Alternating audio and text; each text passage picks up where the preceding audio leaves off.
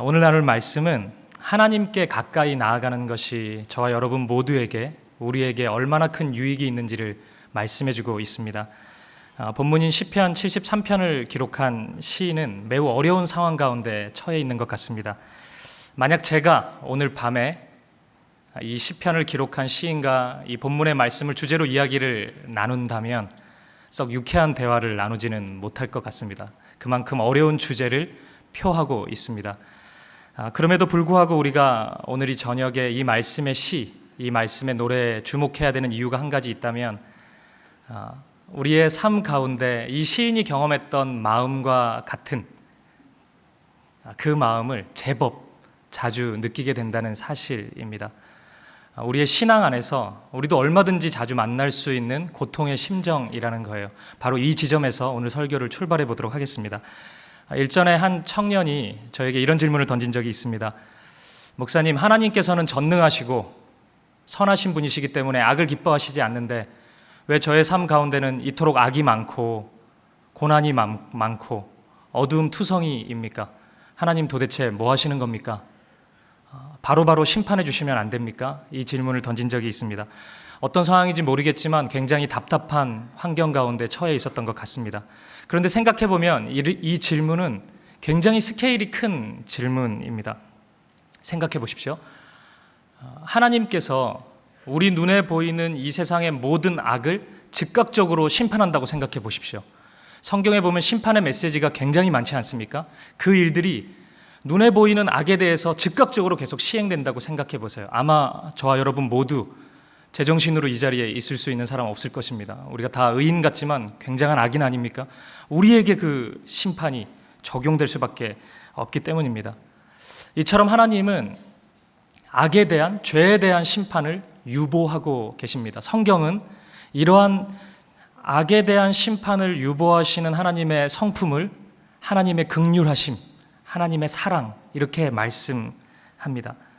이 하나님의 사랑, 하나님의 긍휼하심은 모든 인생들에게 주어진 선물이라고 할 수 있습니다. 로마서 6장 23절을 보면 죄의 삭슨 사망, 죄의 결과가 죽음이다라고 분명히 말씀하고 있습니다. 우리 모두는 죄인이기 때문에 죽음 아래에서 신음할 수밖에 없고 모두 다 죽음에 이를 수밖에 없는 자들입니다. 그런데 하나님께서는 당신의 사랑으로, 그 긍휼하심으로, 우리에겐 그게 은혜죠. 하나님의 심판, 그 하나님의 즉각적인 심판을 유보하고 계십니다. 우리 모두가 그 긍휼하심 안에 살아가고 있는 것입니다.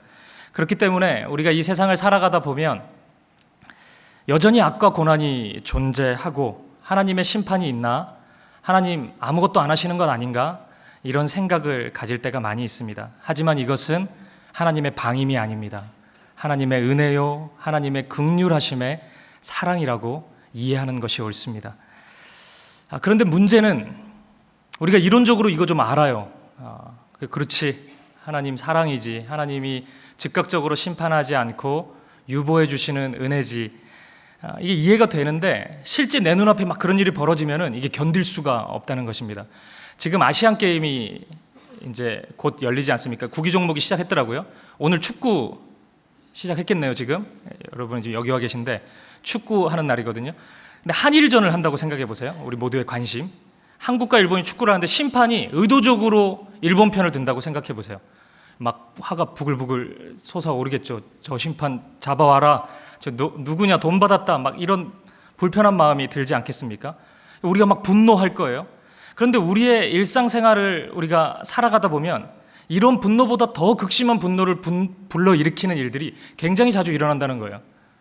악인이 너무 승승장구하는 일들이 우리 눈에 자주 포착된다는 사실입니다.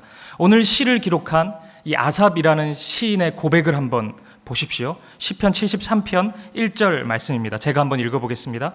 하나님이 참으로 이스라엘 중 마음이 정결한 자에게 선을 행하시나 나는 거의 넘어질 뻔하였고 나의 걸음이 미끄러질 뻔하였으니 이는 내가 악인의 형통함을 보고 오만한 자를 질투하였음이로다.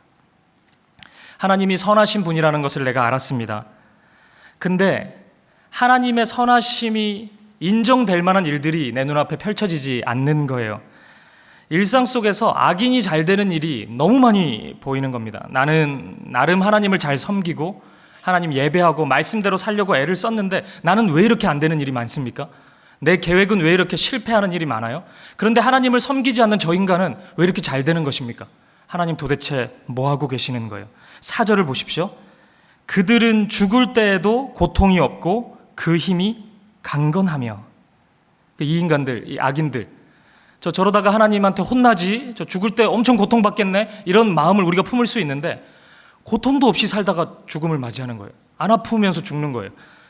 속이 뒤집어지지 않겠습니까? 5절을 보십시오. 사람들이 당하는 고난이 그들에게는 없고 사람들이 당하는 재앙도 그들에게는 없나니. 아무 일이 안 일어나는 거예요. 저러다 큰일 나지, 하나님한테 혼나지, 계속 그 마음 품었는데 안 혼나는 것 같아요. 그냥 악을 행하면서 승승장구하면서 살아가는 것입니다. 11절을 보십시오. 말하기를 하나님이 어찌 알랴 지존자에게 지식이 있으랴 하는도다. 이 인간들이 악을 행하면서 아무 일이 일어나지 않다 보니까 하나님을 조롱하는 것입니다. 하나님에게 지혜가 있냐? 하나님의 통치가 있냐? 내 마음대로 하면서 살면 되지. 이렇게 고백하는 것입니다. 12절 볼지어다 이들은 악인들이라도 항상 평안하고 재물은 더욱 불어나도다. 시간이 지날수록 더 잘 되는 것 같고 더 부자가 돼요. 난 아무리 애를 써도 돈을 못 버는데 저 악인은 더 큰 돈을 벌고 승승장구하는 것입니다. 이 정도 되면 신앙의 회의가 들 수밖에 없겠죠. 13절 보십시오. 내가 내 마음을 깨끗하게 하며 내 손을 씻어 무죄하다 한 것이 실로 헛되도다. 나는 종일 재난을 당하며 아침마다 징벌을 받았도다. 나름 거룩하게 살려고 했던 노력들이 매우 무의미하게 느껴지고 아침에 눈을 뜨면은 꼭 벌 받는 느낌이 드는 거예요. 내가 하나님의 말씀대로 사는 것이 옳은가? 그것이 진리인가? 그것이 과연 승리의 길이 맞나? 이런 깊은 회의감이 드는 거예요. 그래서 하루하루 눈을 뜨고 하루를 시작하는 것이 이 시인에게 있어서는 고통이라고 지금 고백하고 있는 것입니다. 16절 한 절만 더 볼게요. 내가 어쩌면 이를 알까 하여 생각한즉 그것이 내게 심한 고통이 되었더니. 이 주제에 대한 묵상이, 생각이 고통밖에 없다는 것입니다. 고통 외에는 아무런 감정이 들지 않는다는 거예요. 생각하면 생각할수록 극심한 고통에 이르게 되고 그 어느 것도, 이 세상의 그 어떤 말도 시인의 마음을 위로해 줄 수는 없었습니다. 어느 정도 이해가 되시나요? 그런데 오늘 시는 이 지점에서 굉장히 큰 전환이 일어납니다. 갑자기 한순간에 이 시인은 놀라울 정도의 평안을 회복한 모습을 보여줍니다. 갑자기 한순간에 그 마음이 바뀌게 된 거예요. 어떻게 이런 일이 일어났는지 궁금하시죠? 안 궁금하시면 안 되는데 저는 매우 궁금했습니다. 17절을 한번 보십시오. 하나님의 성소에 들어갈 때에야 그들의 종말을 내가 깨달았나이다. 하나님의 성소에 들어갈 때에야 그들의 종말을 내가 깨달았나이다. 이 부분은 약간의 설명이 필요합니다. 성소라는 말은 이게 구약에 좀 특화된 용어이고 그런 장소라고 할 수 있습니다. 구약 성경에서 인간이 하나님 앞에 나아가는 것은 굉장히 어려운 일이었어요. 하나님을 만나는 것은 불가능했습니다. 왜냐하면 우리는 죄인이고 하나님은 거룩하신 분이시기 때문에 그래요. 거룩하신 하나님은 구별된 분이시기 때문에 죄와 어두움과 함께 할 수는 없습니다. 그렇기 때문에 죄인인 인간에게 하나님이 임재하시면 사람은 죽을 수밖에 없어요. 사람이 하나님 앞에 선다, 하나님을 만난다, 하나님의 음성을 듣는다, 이것은 구약 시대에는 불가능한 일이었습니다. 그렇다면 하나님께서 택하신 이스라엘 백성들은 어떻게 하나님 앞에 설 수 있었을까요? 하나님이 만들어주신 특별한 은혜가 있었습니다. 그것이 성소, 성막입니다. 성막의 제도를 통해서 부분적으로 이스라엘 백성들은 하나님께 나아갈 수 있었습니다. 그들의 죄가 있잖아요. 그것을 흠없는 짐승을 잡음을 통해서 이 짐승의 피가 나의 죄의 피입니다. 그 고백을 통해서 자신들의 죄를 씻음받는 거예요. 그렇게 하나님 앞에 조금씩 나아갈 수가 있었습니다. 여전히 제한은 있습니다. 이 성소, 지성소에는 아무나 못 들어갔습니다. 구별된 직책을 가진 제사장들.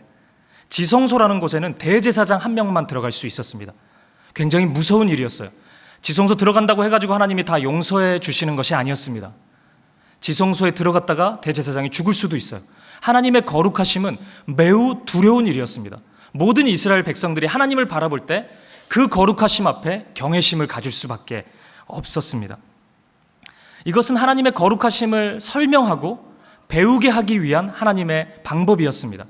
구약 성경에서 하나님의 교육의 주제 중에 아주 중요한 주제 한 가지가 있다면, 나 여호와는 거룩한 존재, 너희는 선택받은 자들이기 때문에 거룩한 백성이 되어야 한다는 것, 이것을 하나님이 계속 교육하세요. 그 거룩하심, 그 구별됨을 알려주시는 거예요. 그래서 이스라엘 백성들은 하나님을 만만하게 볼 수 없었던 것입니다. 그런데 신약 성경에 이르러서 굉장히 신비한 일이 벌어졌는데, 하나님께 나아가는 일은 이처럼 복잡하고 어려운 일이었는데 하나님께 단번에 나아갈 수 있는 길이 열렸습니다. 그것은 하나님이신 그 하나님 그 존재 그 자체이신 분이 인간으로 이 땅에 오신 것입니다. 성막, 성전이신 그 존재 자체이신 분이 인간으로 우리에게 다가오신 것입니다. 그분이 누구십니까? 예수 그리스도이십니다. 우리가 하나님께 나아갈 수 없게 되니 하나님께서 우리처럼 낮아지셔서 우리를 향해 찾아와 주신 것입니다. 그리고 성막 안에서 이스라엘 백성들의 죄를 대신해서 희생제물로 바쳐졌던 희생 짐승처럼, 제물처럼 우리 주 예수 그리스도께서 어린 양이 되셔서 우리의 죄를 다 짊어지시고 십자가에 못 박혀 죽으셨습니다. 사랑하는 여러분, 구약 성경에서 그토록 두려운 일, 그토록 어려운 일이었던 하나님께 가까이 나아가는 일이 오늘날 우리는 왜 이렇게 쉬워진 것입니까? 여러분 다 하나님 예배하기 위해서 나오지 않았습니까? 이 구약 성경에서 구약 시대에 상상이나 할 수 있었던 일입니까? 이렇게 나와가지고 하나님 이름 부르짖고 하나님 도와주세요, 하나님 함께 해주세요, 하나님 나 오늘 힘들었어요, 이렇게 편안하게 얘기할 수 있는 것, 구약 성경 어떤 인물이 그런 기도를 드립니까? 오로지 우리만 그럴 수 있는 거 아닙니까? 그 근거가 무엇입니까? 우리가 하나님 앞에 설 수 있는 이 용기, 이 담력을 얻은 근거가 어디에 있는 것입니까? 예수 그리스도입니다. 예수 그리스도의 그 피, 그 보혈, 그것 때문에 우리는 하나님 앞에 나아갈 수 있는 것입니다. 구약의 시대를 살았던 수많은 믿음의 사람들이 있죠. 아브라함, 모세, 다윗, 정말 믿음의 조상들이죠. 그런데 이들이 보지 못했던 믿음의 실체를 우리는 보고 있습니다. 예수님의 이름으로 하나님께 기도할 수 있는 거예요. 예수님의 이름 안에서 하나님을 아바, 아버지라고 부를 수 있는 것입니다. 그렇기 때문에 오늘 본문의 17절에서 나오는 하나님의 성소에 들어갔다, 이것을 예수 그리스도로, 이 성소를, 구약 성경에 나오는 성막을, 성전을 예수 그리스도로 해석하고 이해하고 우리에게 적용하는 것은 이상한 방법이 아닙니다. 이것은 정당한 성경 읽기의 방법이라고 할 수 있습니다. 그렇다면 이 예수님의 빛 아래에서, 예수 그리스도의 십자가 사랑의 빛 아래에서 이 아삽이라는 시인이 이 성막, 이 성소에 들어가서 그 보았던 것, 자신의 마음이 비로소 평안함을 회복할 수 있었던 것, 그 핵심이 무엇일까? 그 경험의 핵심이 무엇일까를 우리는 충분히 추측해 볼 수 있을 것입니다. 2000년 전에 예수님께서는 빛으로 이 땅에 오셨습니다.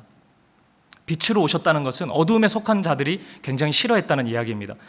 어두컴컴한 방에 있을 때는 무엇이 지저분한지 알 수 없잖아요. 그런데 불을 딱 켜면 내 방이 이렇게 지저분했나? 이걸 알 수 있잖아요. 예수님이 그런 존재로 이 땅에 오셨습니다. 모든 죄와 모든 어두움에 속한 자들은 예수님 앞에서 거부 반응을 불러일으킬 수밖에 없었습니다.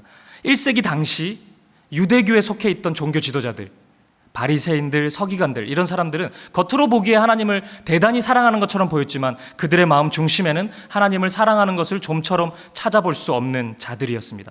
그들에게 있어서 예수님의 존재, 예수님의 말씀은 굉장히 불편했을 거예요. 내가 하나님 엄청 사랑한다고 생각했는데 예수님 앞에 서게 되면 다 드러나잖아요. 내 마음이 이 속으로는 하나님을 별로 사랑하지 않고 세상의 욕심을 채우려고 하고 세상의 것을 취하려고 했던 게 주님 앞에 서면 자꾸 드러난단 말이에요. 주님이 없었으면 좋겠죠. 저분이 옳은 말 하는 거 좋겠는데 여기 없었으면 좋겠다. 나 같이 안 있었으면 좋겠다. 이 악인들이 모여서 악인의 꾀를 만들어내기 시작했습니다. 그 꾀의 절정이 예수님을 십자가에 못 박는 것이었습니다. 당시에 로마의 통치 아래에 있었는데 로마의 법 아래에서는 로마의 황제 가이사에 대항하면, 가이사라는 황제가 있죠. 그 황제에 대항하면 십자가에 못 박아 죽여버렸습니다. 그런데 예수님은 정치적인 활동을 별로 하지 않으셨거든요. 그래서 로마 법에 의해서 십자가에 죽을 일은 가능성이 좀 적어 보였어요. 그런데 이 종교 지도자들은 끊임없이 예수님을 십자가에 못 박아 죽이려고 했습니다. 가이사를 대적한 존재다, 이 로마의 통치를 회방하는 존재다, 이런 식으로 몰아갔던 거예요. 비참하게 죽게 만들기 위함이었습니다. 그리고 또 하나 아주 중요한 이유가 있었는데, 율법의 말씀, 구약성경 신명기 21장 23절 말씀에 의하면 나무에 달린 자마다 하나님의 저주 아래에 있다는 말씀이 있습니다.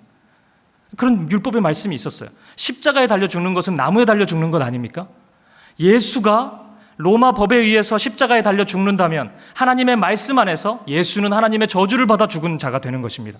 예수를 추종하던 모든 사람들이 하나님의 저주를 받은 자였어? 하나님의 아들이 아니었네? 구원자가 아니었네? 하나님이 매우 미워한, 하나님 앞에 죄를 지은 죄인이었네? 이런 고백을 불러일으킬 수밖에 없었던 거죠. 이들의 꾀였습니다. 이들의, 이 악인들의 생각이었습니다. 그리고 이렇게 예수님을 십자가를 향해서 몰아붙였습니다. 이 악인들의 책략은, 이 악인들의 꾀는 성공하는 것처럼 보였습니다. 결국 예수님은 십자가에 못 박혀 죽으셨고 이 세상 모든 것은 다 끝난 것처럼 보였습니다. 예수님을 3년 동안 따라다녔던 제자들도 예수님이 십자가에 죽으시자 다 뿔뿔이 흩어졌습니다. 왜요? 예수님이 실패했다고 느껴졌던 거예요. 이들은 다 율법의 말씀을 알고 있었어요.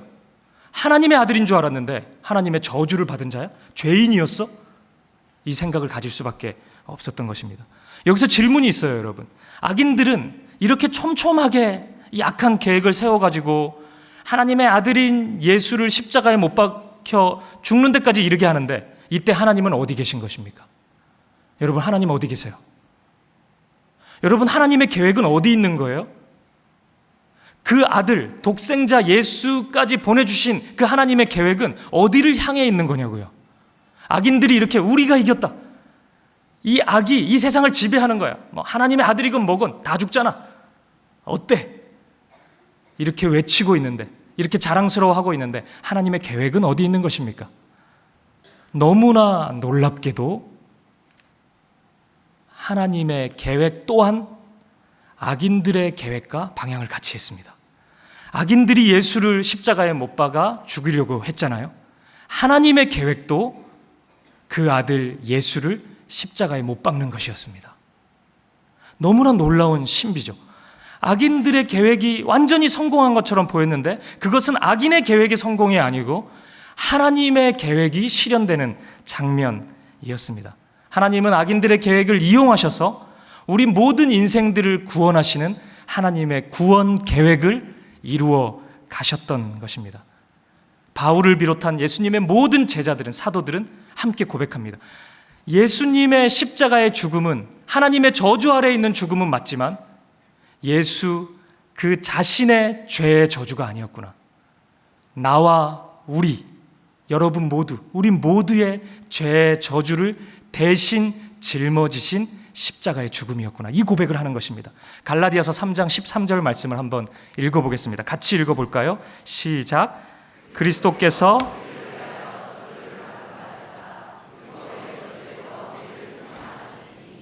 기록된 바 나무에 달린 자마다 저주 아래에 있는 자라 하였습니다. 아멘.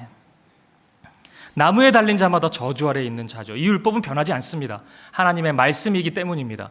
십자가의 죽음은 하나님의 저주가 맞습니다. 하지만 예수님 그 자체, 예수님이 범죄한 죄 때문에 받게 되는 저주의 죽음이 아니었습니다. 왜 그 저주를 짊어지셨습니까? 우리를 위하여 저주를 받은 바 되사. 우리의 죄의 저주를 예수님이 다 짊어지신 거예요. 악인들은 예수 죽이려고 온갖 생각을 다 모아서, 세상의 지혜를 다 모아서 결국 죽음에 이르게 하였지만 하나님은 그 세상의 지혜를 뛰어넘어서 당신의 구원을 이루셨던 것입니다. 우리의 죄를 대신한 죽음으로 저와 여러분을 살리셨던 것이에요. 그러면 여기서 한 가지 질문이 더 생깁니다. 그럼 왜 하나님은 예수님을 십자가에 죽이시는 방법으로 우리를 구원하셨을까요? 하나님 그렇게 안 하셔도 되잖아요. 하나님이 우리가 다 죄인이라고 생각하셨어요? 다 죄인이에요, 우리 사람이. 새롭게 했으면 좋겠는데, 이 세상을. 하나, 둘, 셋 우리 외치면 다 새로운 사람이 되는 겁니다. 자, 해봅시다. 하나, 둘, 셋. 야, 이렇게 새로운 사람이 되면 되잖아요. 하나님 그렇게 하실 수 있잖아요. 하나님 뭐 그런 능력이 없으시겠습니까? 그런데 왜 하나님 그렇게 하시지 않았을까요? 왜 그 아들 예수 그리스도를 이 땅에 보내주시고, 인간으로 보내주시고, 고난받게 하시고 십자가에 죽는 방식으로 우리를 구원하시려고 하셨을까요? 이 설명은 정말 복잡한 많은 이야기들을 할 수 있겠지만, 오늘 주제인 악의 문제와 관련해서 생각해 본다면 이렇게 이야기할 수 있을 것 같아요. 이 세상의 악, 이 세상의 죄가 우리를 유혹하고 우리를 공격하면서 사용할 수 있는 가장 강력한 무기가 바로 죽음이기 때문에 그렇습니다.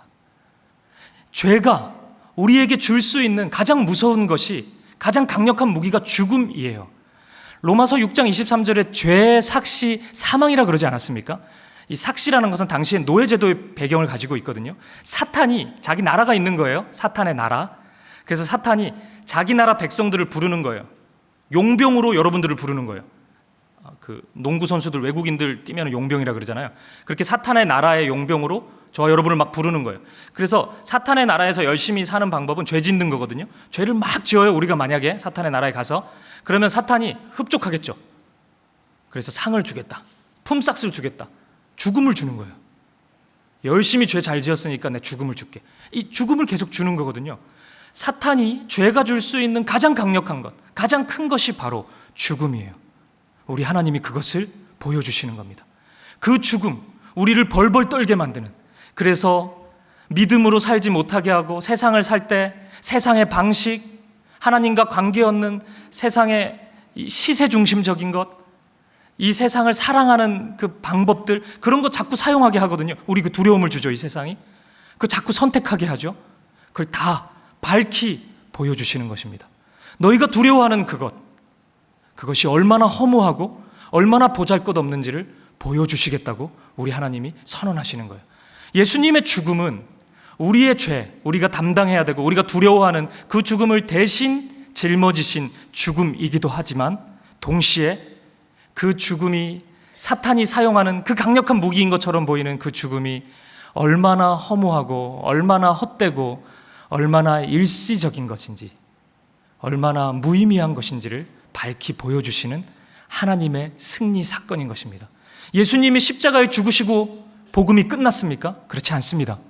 우리 주 예수님은 3일 만에 다시 살아나셨습니다. 부활하셨습니다. 죄와 죽음을 이기시고 부활하셨습니다.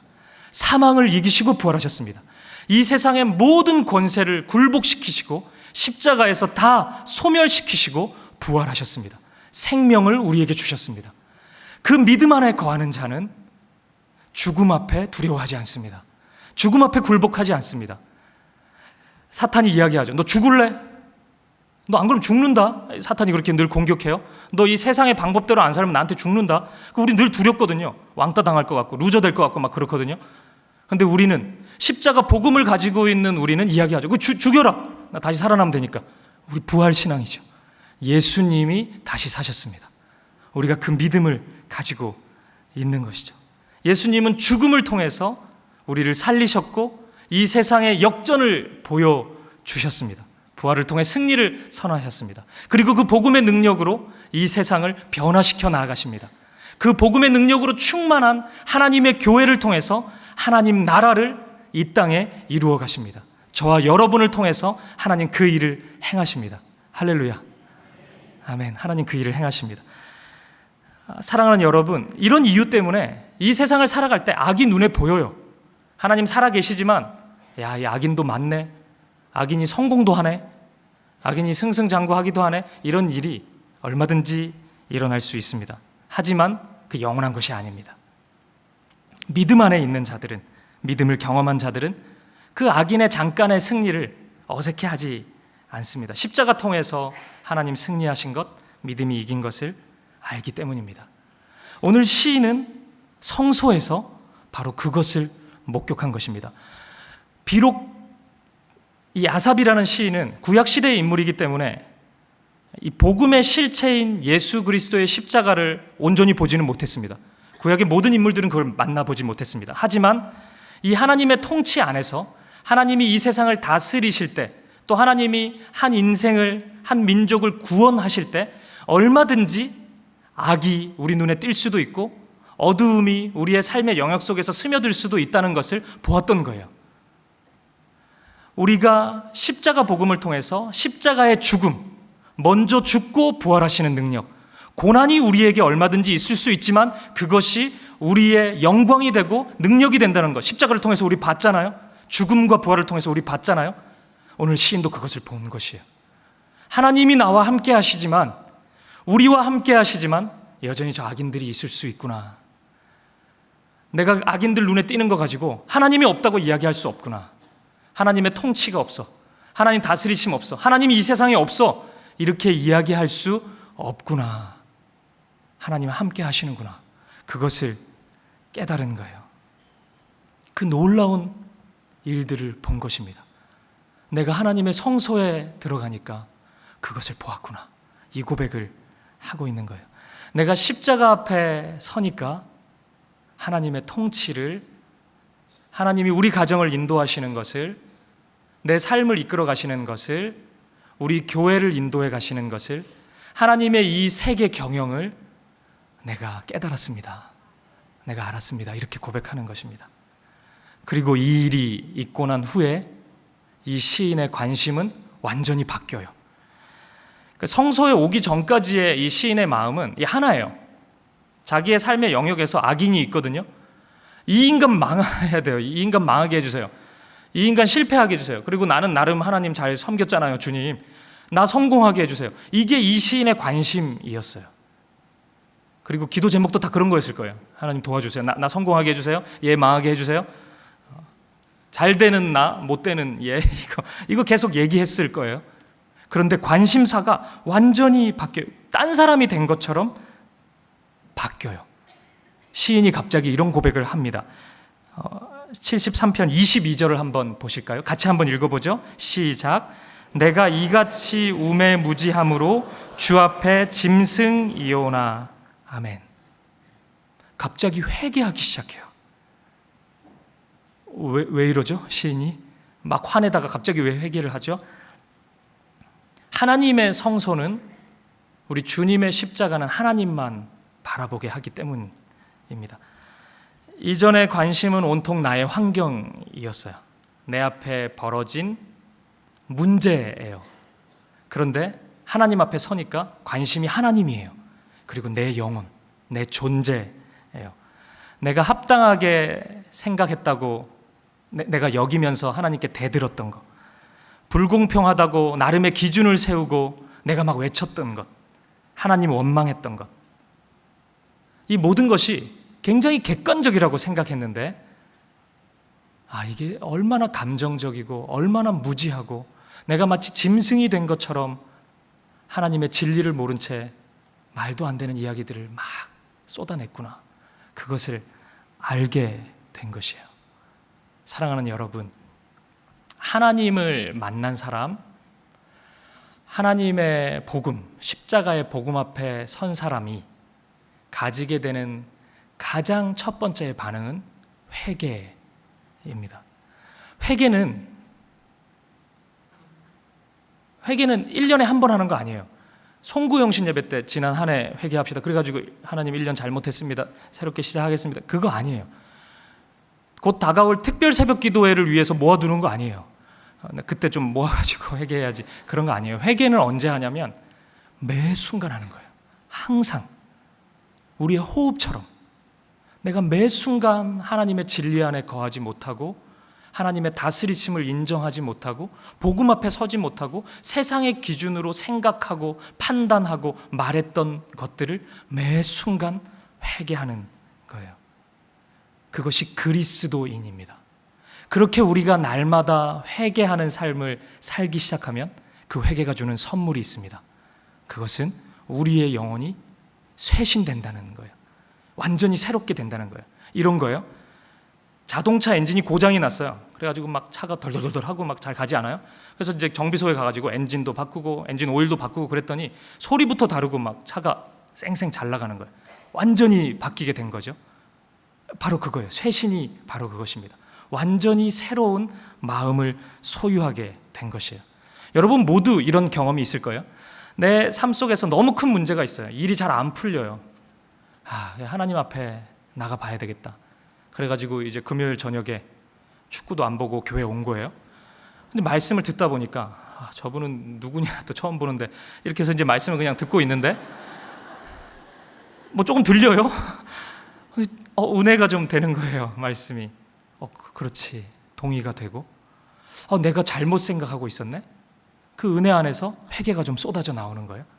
그렇게 되면 마음이 완전히 새로워지는 것을 경험하는 거예요.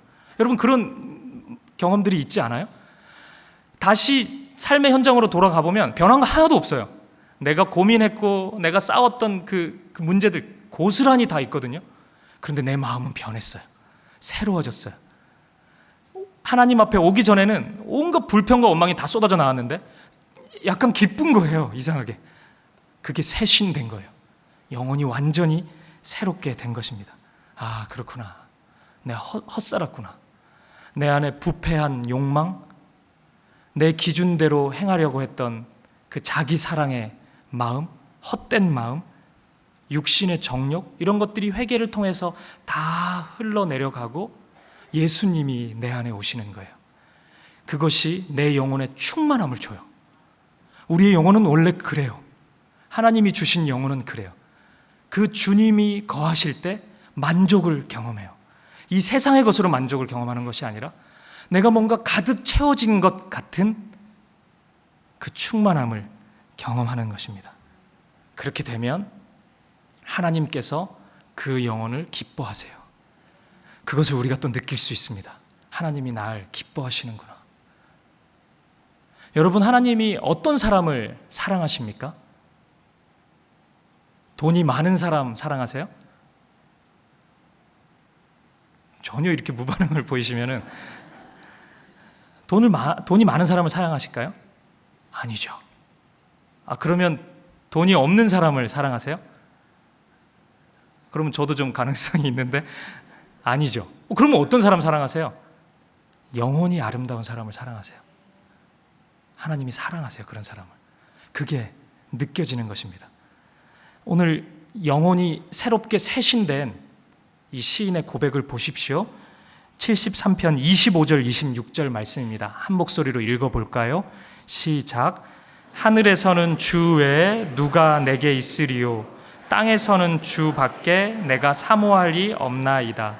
내 육체와 마음은 쇠약하나 하나님은 내 마음의 반석이시요 영원한 분깃이시라. 아멘. 주님 밖에 무엇이 있습니까? 주님 나의 전부이십니다. 이 세상에서는 내 마음을 실망케 하고 쇠약하게 만드는 일들이 많이 일어나지만 내 마음의 영원한 반석은 주님밖에 없습니다. 그렇게 고백하고 있는 것입니다. 그리고 마지막으로 이렇게 회개하고 영혼이 새롭게 변화된 사람이 한 가지 깨닫게 되는 것이 있습니다. 새롭게 발견되는 것이 있어요. 그것은 바로 하나님의 사랑입니다. 너무 당연한 거잖아요. 그죠? 하나님은 사랑이시라 우리 날마다 예배 때마다 보고 있는 건데 그게 새롭게 다가와요. 하나님이 사랑이시구나. 내가 이 세상에 대한 원망, 불평 그것 때문에 진짜 죽을 것 같았는데 내 지난 한 주간의 삶을 보면 하나님의 사랑이 눈꼽만큼도 느껴지지 않았는데 그 사랑이 느껴지기 시작하는 거예요. 예수 사랑하심이 거룩하신 말일세. 우리들은 약하나 예수 권세 많도다. 그게 진심으로 고백되기 시작하는 것입니다. 이 사랑 안에서 하나님의 통치를 새롭게 정립하기 시작하는 거예요. 여러분, 이 세상의 모든 피조물들은 하나님께서 자연스럽게 통치하십니다. 달을 만드시면 달의 기능이 있습니다. 태양을 만드실 때 태양의 기능이 있어요. 태양에게 자유의지를 주지 않으세요. 야, 태양, 너 내가 그런 목적으로 너 창조하지 않았는데 너 오늘 왜 이랬어? 너 좀 더 활활 불타면 안 돼? 뭐 이렇게 묻지 않으신다고요. 그런데 저와 여러분, 우리 인간은 하나님이 그렇게 지으시지 않았어요. 목적은 있죠. 하지만 자유가 우리에게 있어요. 왜냐하면 사랑의 교제를 나누기 위해서입니다. 우리가 하나님의 목적대로 살지 못한다 그래서 하나님이 우리를 소멸시키십니까? 그렇지 않잖아요. 그것을 하나님의 도덕적인 통치라 그래요. 우리는 도덕적인 인간이기 때문에 사랑 안에서 우리를 다스려 가시는 겁니다. 요한복음 21장에 보면 예수님을 3번이나 부인했던 베드로를 찾아오십니다. 예수님께서 찾아오세요. 예수님 어떻게 하십니까? 요한의 아들 시몬아, 네가 나를 사랑하느냐 물으세요. 베드로, 너 임마, 너 나의 목적대로 살지도 않고 너 뭐야? 이렇게 따지지 않으신다고. 기다려주세요. 사랑을 다시 물으시고 그 사랑으로 초청하세요. 우리를 향한 하나님의 통치, 다스리심은 언제나 사랑의 기다림으로 나타날 수밖에 없습니다. 아, 하나님이 나를 기다려주셨구나. 하나님이 나를 사랑하셨구나. 내가 주님 처음 만날 때 하나님이 나를 기다려주셨구나. 내가 그거 알았는데 지금도 하나님이 날 기다려주셨구나. 오늘도 하나님이 나를 기다려주셨구나. 나 진짜 사랑하시는구나. 그것을 알게 되는 거예요. 저도 그 사랑을 경험했습니다. 그리고 그 사랑의 통치 안에 있어요. 그래서 저에게도 종종 그런 인격적인 사랑이, 제 입으로 하기 그렇지만 드러납니다. 제가 이제 청년들과 교제할 때 모임이 있는데 청년들이 늦게 올 때가 있어요. 제가 주님을 만나지 못했더라면 이 인간들이 늦게 와요. 나를 기다리게 한다고요. 그러면 제가 어떻게 하겠습니까? 막 집어 던지고, 너 네가 인간이야? 내 30분을 네가 지금 이렇게 써먹어? 너 나가, 너 죽어. 네가 예수 믿는 사람이야? 막 이렇게 상처를 주고 아프게 하지 않겠습니까? 사랑하지 않는 거죠. 그게. 근데 저는 그러지 않거든요. 기다리거든요. 왔어? 괜찮아. 나 괜찮아. 이 기다림이죠. 이 사랑이죠. 물론 부족해요. 막 부글부글 할 때가 많습니다. 하나님은 언제나 우리를 그렇게 기다려 주시는 거예요. 그렇게 사랑하시는 것입니다. 이런 깨달음이 있는 사람, 하나님의 사랑을 경험한 사람이, 나 오늘 하나님 사랑 깨달았지만 이제 내 마음대로 살 거야. 나 세상의 방법대로 내 뜻대로 살 거야. 이렇게 고백하는 사람 아무도 없습니다. 주님의 사랑을 내가 보았습니다. 깨달았습니다. 이제 주님 뜻대로 살겠습니다. 내가 절대 뒤돌아서지 않겠습니다. 물론 우리의 인생은 또 실패할 수 있어요. 또 세상을 향해 갈 수 있어요. 하지만 진심으로 그 순간에 고백합니다. 나 뒤돌아서지 않겠습니다. 주님 뜻대로, 주님이 원하시는 그 계획의 십자가의 길, 때때로 고난이 찾아오지만 영광의 길, 그 길 내 걸어가겠습니다. 주님과 함께 걸어가겠습니다. 그 고백을 할 수밖에 없는 것입니다. 오늘 시인의 고백을 보십시오. 오늘 본문 28절. 하나님께 가까이 함이 내게 복이라. 내가 주 여호와를 나의 피난처로 삼아 주의 모든 행적을 전파하리이다. 아멘. 말씀을 마무리하겠습니다. 오늘 시인의 문제, 그의 마음을 너무나 힘들게 했던 그 원인은 우리가 일상적으로 자주 경험할 수 있는 마음이요 일이라고 할 수 있습니다.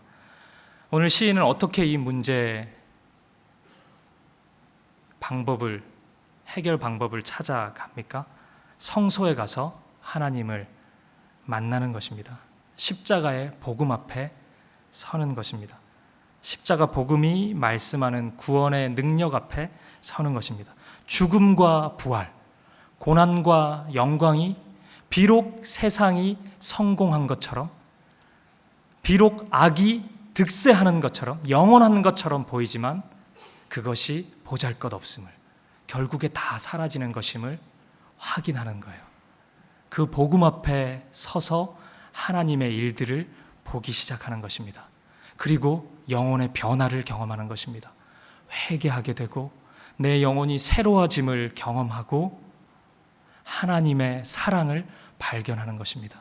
1차원적으로 내가 원하는 일이 일어나지 않는다고 해서 하나님 나 사랑하지 않는구나, 내가 노력한 만큼 결과가 조금 안 나왔다 그래가지고 하나님 없구나, 하나님 나와 함께 하시지 않는구나, 그렇게 얘기하지 않는 거예요.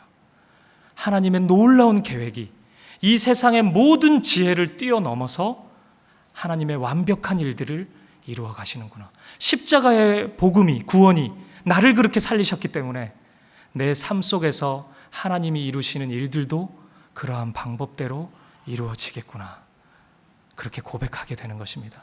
사랑하는 성도 여러분, 믿음과 현실의 그 차이, 그 거리 때문에 힘들어하는 분들이 있으십니까? 혼란스럽고 혼돈 가운데 서 있는 분들이 있으십니까?